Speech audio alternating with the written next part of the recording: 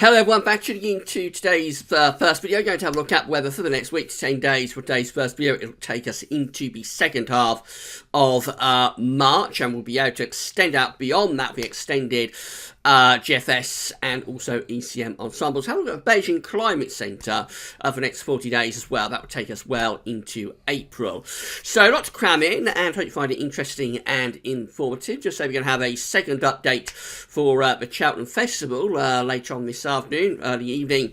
So that will be coming up later on today at Gazzo, as we'll see what weather could be doing next week. For Cheltenham, before doing anything else, I'm going to say a big thank you to our latest PayPal donor. So I had a new donation through PayPal for Gazovids. So big thank you, huge thank you to Michael Rooney. Michael Rooney has become Gazovids' latest donor. So thank you so much for doing that, Michael. And yeah, something really kind that you've done for the website. If you would like to become a donor for Gazovids and give us a donation, get a mention in the videos as Michael Rooney has done, then all you need to do is come to the Gazovids PayPal page. You see, I'm on that page right now. You sign into your PayPal account and then give a one-off donation to Gavs, whether it's, and by doing that, you'll get a mention in the videos. We'll give you a shout out and say thank you very much for doing that. Unless you'd rather stay anonymous, as a few people have chosen to do, in which case, just leave a little note with your donation to say you'd rather not have a mention, and we'll just say something like thanks to this anonymous donor. But otherwise, you'll get a mention in the vids, and we'll say thank you so much for doing that. So you're helping us to pay for the website, and you're helping us to keep Gazovids online, so big thank you to all of you for doing that. There's also Patreon, of course. If you would like to become a patron for Gazovids, all you need to do is come to the Gazovids Patreon page, and again, I'm on that page right now. You sign up for a Patreon account, and then you can pledge an ongoing monthly donation to Gazovids. It can be anything as little as $1 a month upwards, so it doesn't have to be a large amount of money whatsoever. But by doing that, you will become a patron for Gazzo. It's got 59 patrons so far, so you will join the other patrons, and gradually the idea is that this grows and grows as we get more and more patrons. So a big thank you to our 59 patrons that we've got so far. Hello, and thank you to all of you. Hello to all of the donors through PayPal as well. And a big thank you to all of you. We're primarily ads funded, and will be remaining so. There'll be no question about the content going behind paywalls or anything like that. Going to keep everything online as you want and need it, completely free. We just ask that if you can afford to make a donation to Gazovids, then please do so. Whether you do it through Patreon or PayPal, you'll get a mention in the videos. We'll say so much for doing that. Of course, you might not want to mention, as you said, might want to mention for your business or for your website, and again, we're happy to do that as well. So it's however you want it. Big thank you to all of the patrons. Big thank you to all of the donors. Gazovids, special thank you to Michael Rooney for becoming our latest donor. And we'll get on with the video. I'm going to start off by looking at what's happening in the stratosphere. If you haven't looked at this for a little while, so this is how temperatures excuse me, are currently looking at 10 HPA over the North Pole. This is from the JMA. So the black line here shows how temperatures have been developing through the season. Of course, we're getting very late on into the season. Now, the grey line is kind of like the trend for this time of year. So the big storyline about this winter is that early on, back in December, around Christmas, we had a sudden stratospheric warming. That's where the black line went up by about 60, 70 degrees Celsius in a few days at the end of December. Went from there, cold stratospheric temperature, to there, much warmer stratospheric temperature. Now, in that happening so early, the rest of the winter saw a gradual decline in the temperature at 10 HPA. So you can see how this black line carried on dropping through the course of January and into February and into March. And this is where we are right now with the black line. So we are way below average in terms of the temperature at 10 HPA. Remember, the grey line is the trend for this time of the year, so we should be lifting the temperature up. It should be warming up at 10 HPA in the stratosphere over North Pole. Instead, the temperature 10 HP is stuck down there. Very, very cold stratospheric temperature, close around minus 80, where it's been for quite some time. Actually, most of February saw temperatures down to minus 80 at 10 HPA, and we're into March. Of course, this is March just here, and we still have those temperatures at around or just a little bit above minus 80. But that is exceptionally cold with those stratospheric temperatures, probably record-breaking cold, I would have thought, certainly date records. At the moment, we should be seeing a temperature in the stratosphere around minus 50, so we are way below average with those temperatures at 10 HPA. And that will be driving the polar vortex and westerly winds. If you go lower down towards the troposphere at 30 HPA, it's a very similar story. Again, we see the sudden stratospheric warming that occurred around the turn of the year. Since then, the temperatures have gradually been declining. That's where we are right now. So again, really, really cold with the temperature at 30 HPA, way below the grey line, way below average. So we've gone into spring, but we keep very, very cold temperatures indeed at both 10 and 30 HPA. This is how the GFS is forecasting these temperatures to develop over the next couple of weeks. So these blue colours here, these dark blue colours, are the cold temperatures at 10 HPA. I say very close to, or just a little bit above, minus 80, way below average. Let's run through and see how the GFS is forecasting things to develop. Well, if anything, it's forecasting those temperatures get even colder. You notice this little blob of minus 80 appearing there as we go through into next week. So that takes us back on this scale. That takes us, let's go back to 10 HPA. On this scale, that will take us from where we are now, which is kind of like a little bit above minus 80, a few degrees above minus 80, back down to there, back down to minus 80. So the black line, if anything, next week is likely to drop a little bit, and it'll do something a bit like that, I suppose. So anyway, back to these charts. Very, very cold temperatures continuing into next week, with a small area temperature going down to or below minus 80. That takes us into the more extended range. So we begin to run through into the day 10 period. That's day 10, just there, 17th of March. As we go beyond that, again, we keep those cold temperatures going. Just maybe a little bit of a sign of warming beginning to appear around Siberia. So how this is going to end is that eventually we will get another southern stratospheric warming, or major warming of the stratosphere, that will destroy the polar vortex, and that will take us into much warmer stratospheric temperatures into the summer. It's just a question of when that's going to happen. Eventually it will happen. It may be the very first signs of sort of end game for the polar vortex beginning to appear there over Siberia at the very end of the GFS run, 23rd of March. That's a really, really long way off. And even up to then, we still have a very cold temperature at 10 HPA, not at minus 80, but certainly in the minus 70s, and still a lot colder than you would expect.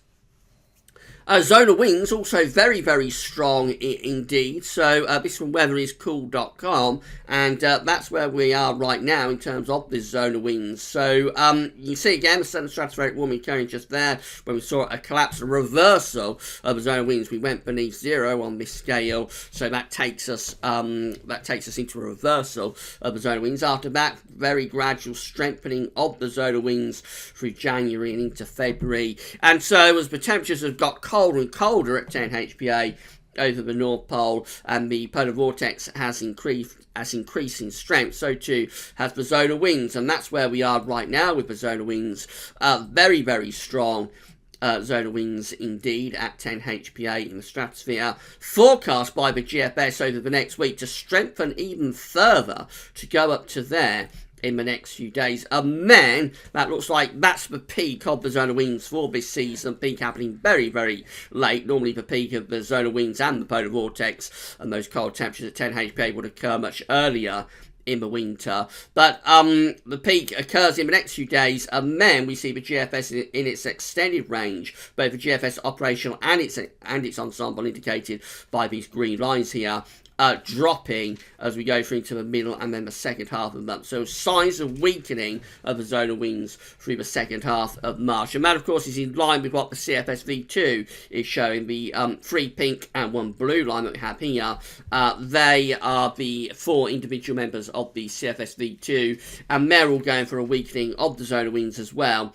as we go through the final stages of March and into April, that being April just there, by which time the zonal winds are back to that sort of level and getting back towards trend. So it does look as though the zonal winds are going to peak in strength in the next few days, and then as we go into the second half of March, we will see the zonal winds weakening. But this is really unusual stuff, what's going on with the polar vortex powering up through into the early part of the spring, and also the zonal winds getting stronger, and also those temperatures staying so cold at 10 HPA in the stratosphere. This is all telling us that the rest of March is likely to be Atlantic driven, and we're likely to see a continuation of westerly winds, which doesn't necessarily mean it's going to be unsettled, of course. We might get a strengthening of the Azores high at some point, as we had in February, and in which case then we were going to a warmer, drier spell of weather. But it all kind of like goes a little bit against northern blocking. This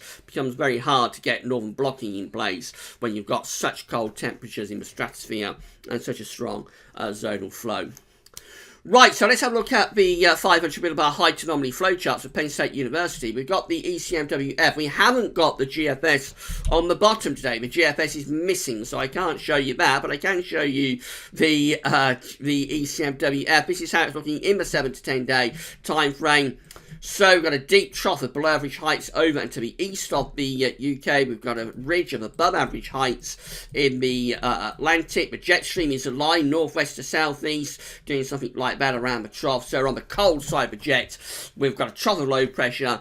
It's going to be unsettled. We've got a northwest-southeast alignment of the jet stream, so it's going to be very unsettled. There'll be showers along the spells of rain, and not particularly warm either. Despite all what's happening in the stratosphere, we will actually be pulling some quite cool, or maybe even at times fairly cold air down into that trough of low pressure. So cool and unsettled up to the middle of March, definitely. And this takes us to day 10, which of course today would be the 17th of March. These are the GFS upper air temperature and precipitation ensembles for the next couple of weeks. We're looking at Llanelli in Wales today, another suggested place on our list of locations, this section of the video. If you'd like to have your local town or city featured in videos, then please do email your location, your town, city to us, or share it with us on council events or on social media, and we are always happy to feature your local town, city in the videos for this section when we get a chance. This is how the upper air temperatures are looking at the moment at Llanelli, so a little bit cooler than average actually. Going to go a bit milder for a time, very briefly, early in the weekend, and then dropping away through the second half of the weekend and into next week. Actually going quite cold for a few days next week, going fairly significantly below the red line. Extended range taking us into the second half of March. That period there, signs that the temperatures, the upper air temperatures, are lifting up, although there are several cold outlier members, so it certainly isn't guaranteed that we're going to go milder into the second half of March, although that is the way that the GFS ensembles are trending. But don't totally discount all of these colder members that we have here. They're not really outliers, because there are several of them. They're just on the colder side of the ensemble, if you see what I mean. So don't discount those, but it looks like the trend into the second half of March is probably going to be to turn things milder. Very unsettled in the next week to 10 days, so loads of precipitation spikes coming up at Llanelli. Remember, this is going to be one of the wetter places in the country over there in Wales, but nevertheless it will still be a fair representation of the overall trend. The overall trend, certainly up to the middle of March, looks very unsettled. Possibly a little bit of a drying trend into the second half of the month, but again, there are several precipitation spikes showing up here, so it's not guaranteed to turn warmer and drier in the second half of March. Let's put it like that. That's probably what the odds are favouring, that we begin to see high pressure building back up from the southwest and we turn things milder and drier in the second half of March, but it certainly isn't guaranteed. Temperature anomalies from the 7th to the 15th of March, very close to average for England and Wales, colder than average in northern parts of Britain, so Scotland, Northern Ireland, much of Northern England, a bit below average, rest of England and Wales very close to average, Scandinavia looking quite cold, most other parts of Europe looking relatively mild. Precipitation anomalies above average rainfall continues not only for the UK but for many parts of northern, central and western Europe from the 7th to the 15th of March. It's going to be a very unsettled week to 10 days coming up. This is how the GFS 6 o'clock run is looking for Sunday, so bringing in a showery westerly wind on Sunday. That could bring wintry showers to northern parts of the country, breezy all day as well. Monday we get this little transient bump of high pressure ahead of this next area of low pressure winding up to Tuesday. Now last night's model runs were really going to town with this deep area of low pressure. They were developing it into a major storm system from Monday to Tuesday next week. GFS has backed away from that a little bit, but it certainly still looks very wet and windy. This could be enough to get our next named storm through the early part of next week. And then into the middle of next week, just looking very showery and unsettled with low pressure driving in from off the Atlantic, keeping things very unsettled up to the middle of March. This is moving up towards day 10. This is Saturday 16th of March, and the low pressure beginning to dive south into central parts of Europe, with starting to raise heights through the Atlantic and beginning to turn winds into the north. It's bringing cold air down as we get to day 10, Sunday the 17th of March. With cold, we're in a northerly wind. We've probably got snow showers in northern and eastern parts of the country.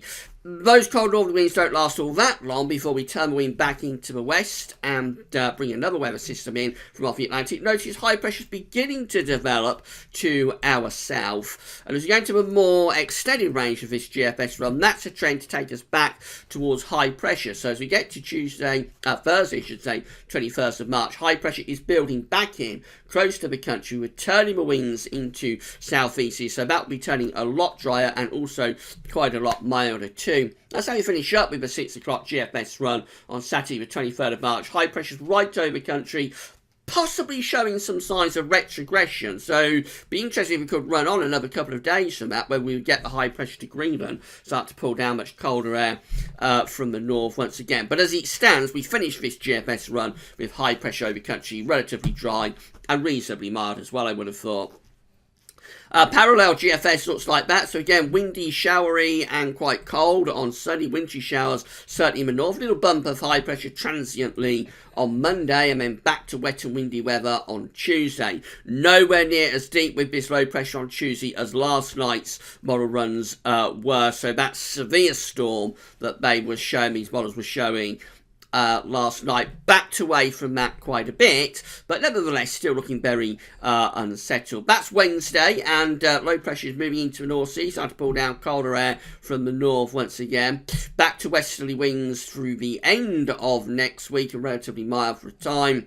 That's how we finish up at day 10. That's how we look at day 10. Again, bring down these cold and showery northerly winds. In the more extended range, again, we're trying to build heights to the south, but never quite pulling it off. Really low pressure just keeps piling in from off the Atlantic. So that's how we finish up with the parallel GFS run on Saturday 23rd of March, still looking pretty unsettled. It's not guaranteed, but we're going to turn things milder and drier through the second half of March. That's what the odds are favouring, but it is certainly not guaranteed that we're going to build that Azores high back up at the moment.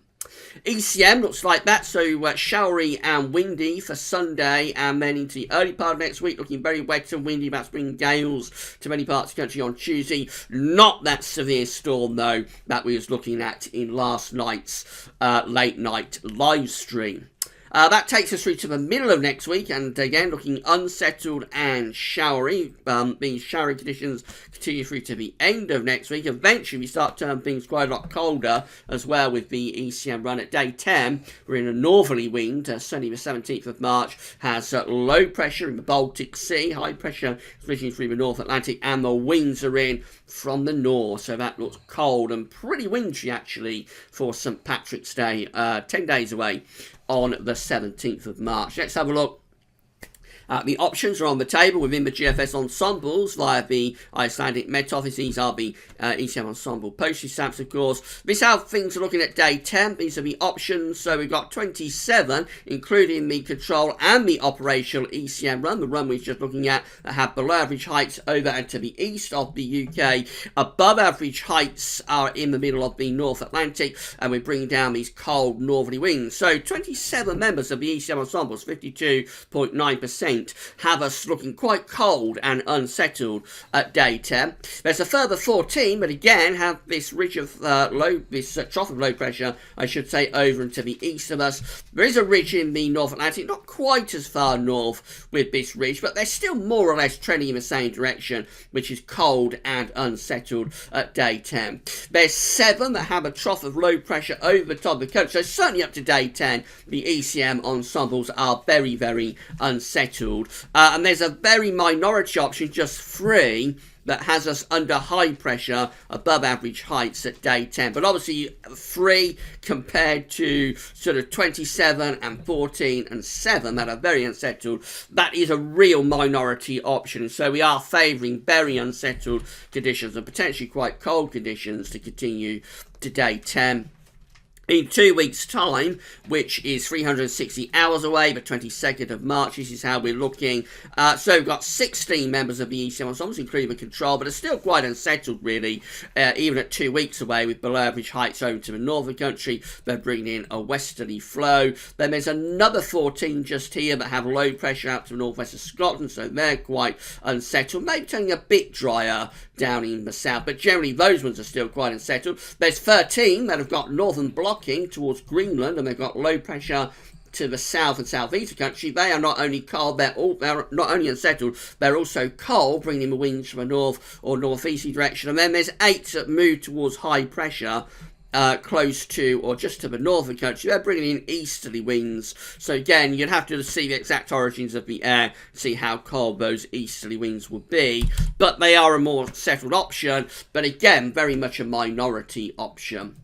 Finally, let's just have a look at the charts for Beijing Climate Centre for the next 40 days. So these are 500 millibar heights broken down into 10-day periods. The first 10-day period takes us from the 6th to the 15th of March, with below average heights in the coming 10 days over and to the north of the country and the northeast. Above average heights in the middle of the Atlantic. It's unsettled and it's quite cool, or even fairly cold, with a northwest-southeast alignment to the jet stream.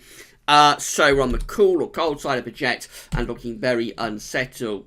The next 10-day period, taking us from the 16th to the 25th of March, has above average heights to our south. Below average heights are up to the north. So still quite unsettled, turning a bit drier to the south in that 10-day period, but still generally quite unsettled, you'd have to say.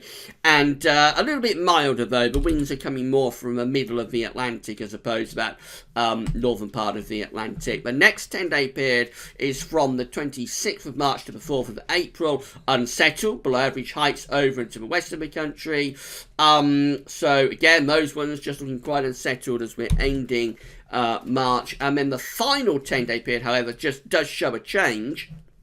This is the 5th to the 14th of April, as above average heights start to build up from the south. We move the low pressure and the jet stream north. Spring commences, or I suppose after February, spring returns, with things turning a good deal drier and warmer there from the 5th to the 14th of April. But bear in mind, that's days 31 to 40. It's a really long way out. And before we get to that, there's a lot of unsettled weather to go through during March. And the Beijing Climate Centre is not particularly convincing about high pressure returning from the second half of the month. So the Beijing Climate Centre takes until sort of like early to mid-April before we properly start to build up high pressure and turn drier and warmer. So unsettled March on the way, if Beijing Climate Centre is right. We see within the shorter range output that, the shorter range ensemble output, that there is, the odds still favour building up high pressure from the south and turning drier